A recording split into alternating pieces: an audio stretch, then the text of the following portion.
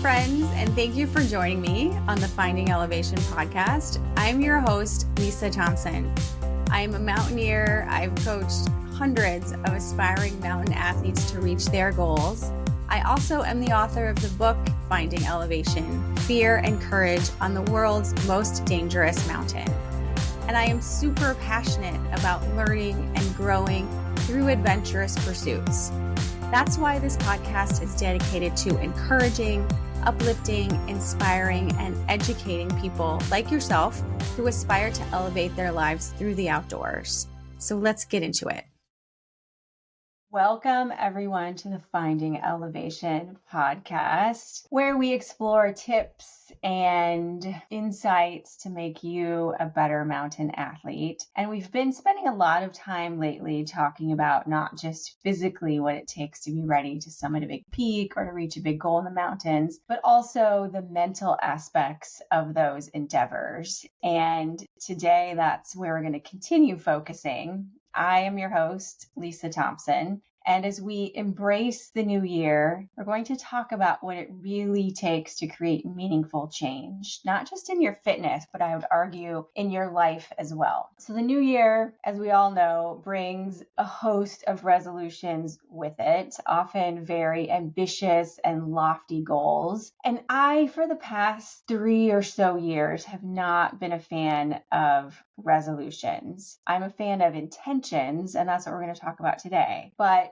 not resolutions. You yourself have mixed feelings about resolutions. You're not alone. We've probably all been there. You set some big goal for the new year and you feel excited and you start to think about it or plan for it, but somehow things start to fizzle in a couple of months. It's why, I don't know the stat, but there's some number about, all the gym memberships that are purchased at the beginning of the year, and most of them don't even get used. So I've been researching and thinking about why that happened, both in my own life and just in general. And is there a better way to approach change in our lives? So today we're going to explore why resolutions often fail and how instead embracing intentions along with showing up and doing the work can help you create the life that you want and achieve the goals that are on your list for 2025. So I researched the word resolution because I was curious about what that meant. And it's actually a decision not to do something. And that perhaps in theory sounds good, right? I resolve to eat less sugar. I resolve to stop binge watching TV. But the thing is that transforming your life, actually making lasting change, doesn't happen because of a single decision about what to do or what not to do. So these kinds of grand resolutions for me have failed because I think they don't go deep enough. They operate at the level of behavior and not deeper at the level of identity. And I think that authentic change only takes root when your identity is aligned with the future you're committed to creating. And what you're doing then springs organically from who you're being. And that, I think, is really the sweet spot for all of us. This is where intentions come in. I think intentions can be sort of a trendy word and maybe a replacement word for resolutions. But to me, an intention is something very different. It is, to me, a declaration, like without question, a future that immediately begins recalibrating your entire focus and sense of what's possible for you. So when you set an intention, you're not just saying, I want to run a marathon, I want to climb Aconcagua. Instead, you're saying, I am someone who embraces challenges and embraces the work that it takes to become that person. And I find that also means that you thrive on this process of becoming stronger, braver, more resilient, whatever the characteristic is, you get a lot of satisfaction and joy out of the process of doing that because it becomes part of who you are. I think that intentions shift the focus from what you do to instead who you are. Then from that foundation, what you do becomes a natural extension of your identity. So for those of us who are drawn to the mountains, which is probably most of you listening, whether that means you're, running your first 50K or climbing your first big peak or climbing the Himalaya for the first time, this distinction between resolutions and intentions, I think, is especially important, because think about it for a second. The real work of any of those things, running a 50K, climbing a big mountain, we're talking about endurance. We're talking about personal growth and commitment. We're talking about giving up a lot of other things in your life in order to commit to that goal. And the work to get there, the work to be prepared for those endeavors is not glamorous. I can tell you, I'm sure many of you would agree, especially here in the Pacific Northwest. It requires, this time of year in the winter, slogging up a steep slope, a heavy backpack, a muddy trail. It requires hours probably alone in the gym, working on a particular move or building a particular kind of strength. And it's not the summit photo. It's all about getting out there and doing the work every time. That is what it's about. And I know we like to focus on the summit photo and, the outcome, the act of achieving something. But to me, the real joy comes in the process of becoming the person who has achieved that goal. And I find that when you approach it that way, you don't slide backwards. You've now reached this new sort of level of who you are as a person, and it sticks, and you just keep building on it. I think that when your identity is aligned with your intention, when those things are in sync, showing up to do the work, to put on the heavy backpack, becomes less of a chore and more of a calling, although that might seem like a strong word. But the point I'm trying to make is that it shifts from, should I work out today? Should I train today? To just something that you're committed to doing because it aligns with who you are or who you're becoming. And words are so important. I was just having this conversation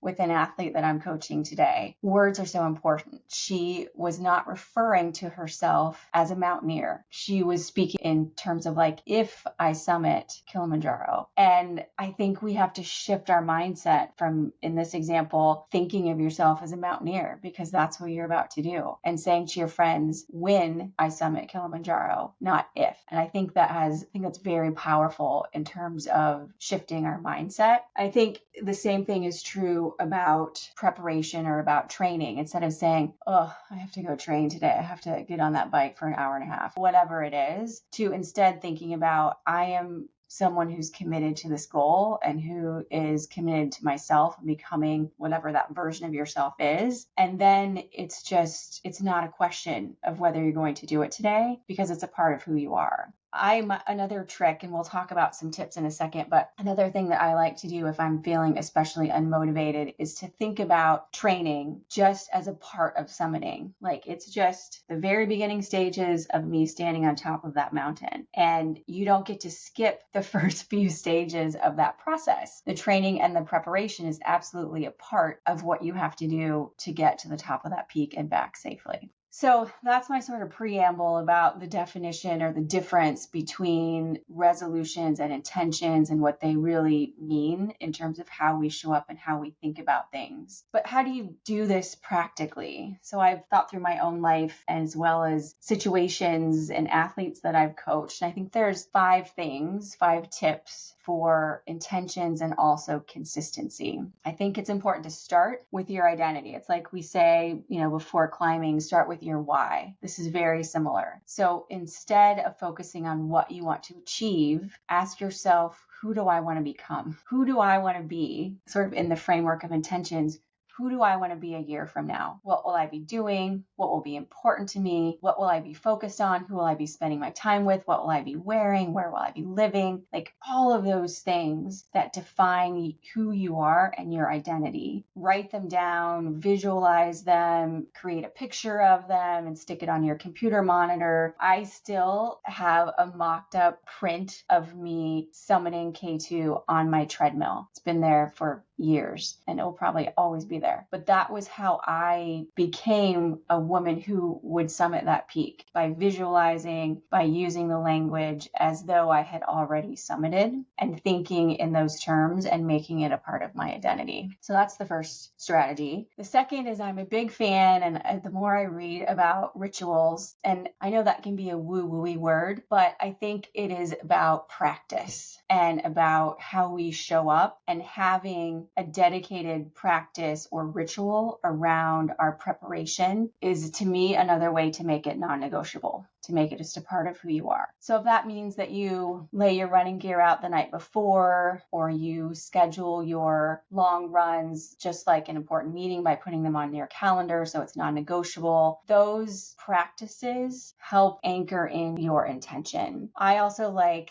to link a new habit with an existing one. So I've been struggling to do some PT exercises to rehab my shoulder, and I just wasn't doing it consistently, and as a result I wasn't getting any sort of improvement. And so I started to do the exercises every time I brush my teeth. Like, we've all been brushing our teeth since we were children. It's something we don't typically skimp on. And so every time I brush my teeth, then I do the exercises. And that has helped me to just make it a habit. I've talked to other athletes who, for them, again, talking about sort of like stretching, or they would do it in the shower because like they shower twice a day or once a day, whatever it is. And that's just when they do the like specific stretching exercises that they had a hard time not doing before. So linking it to something that's already a habit to you, I think, is a big way to start to make new positive habits. The other tip I will share, and this is a challenge for me, is to embrace imperfect action. It doesn't have to be perfect every time. Having a less than great workout doesn't mean that you failed. And I have to remind myself that the goal is not perfection, especially when it comes to preparation. The goal is consistency, and it's making sometimes incremental, imperceivable improvements over time and time again, that moves the needle. And it doesn't have to be perfect. You don't have to have the best workout of your life every single time you go out there to train. The other important thing is to celebrate the process. A lot of people that I coach really enjoy the process of preparation and of training, but reflect on how showing up and doing the work makes you feel. Even if you're tired or the workout didn't go as planned, every step that you take reinforces your identity and starts to build momentum. And I don't know how many workouts I've done in my life at this point. I have never worked out and thought, man, I feel worse than before.